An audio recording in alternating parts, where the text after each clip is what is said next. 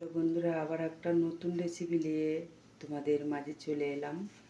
নতুন বলতে এটা নতুন না, অনেকবারই হয়েছে, কিন্তু এই খাবারটা সুস্বাদু বলে আজকে তো ভালো লাগলো যে না, আমি আজকে ইচ্ছা হচ্ছে যে আজকে আমি এই রেসিপিটাই আমি বানাবো। তো দেখো, আমি তেল গরম হয়ে দেখতে পাচ্ছি, দেখি শুকনো লঙ্কা দিয়ে দিয়েছি, আর এদিকে দেখো আলু।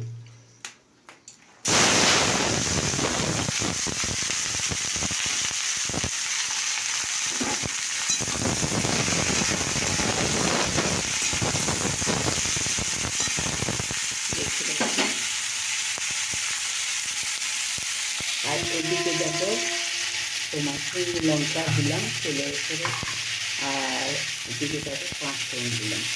দেখতে পাচ্ছ, এটাকে এটাও হয়েছে। এরকম মুসুর ডাল আর আলু ভাজা, দারুণ খাবার, দারুণ। তোমরা খেয়ে দেখো। এটা তোমার দিয়ে দিলাম এখানে ডাল ফুটা হচ্ছে। যাই হোক, একটু হলুদ দিলাম, পরিমাণ মতো নুন দিলাম, ঠিক তাই এখানে নুন দিলাম পরিমাণ মতো।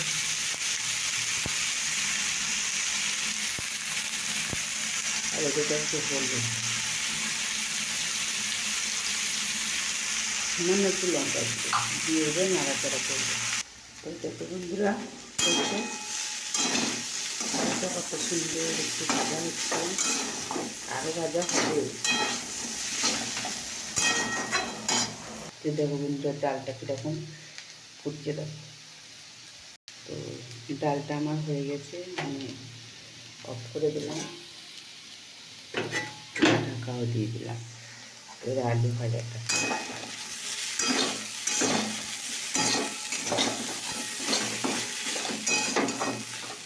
এই রেসিপিতে না, আলু ভাজা রেসিপি ডাল দিয়ে দারুণ টেস্টি খাবার। জানো তো বন্ধুরা, তোমরা যদি একবার খাও না তাহলে ভুলতেই পারবে না।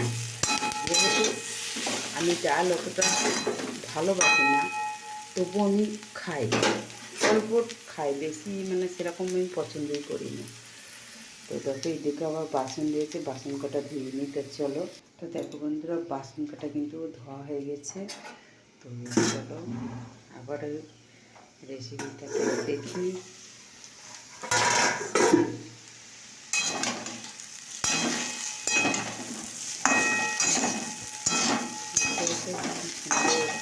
রেসিপিটা কালারটাও হয়েছে, তবে আজকে সম্পূর্ণ নিরামিষ।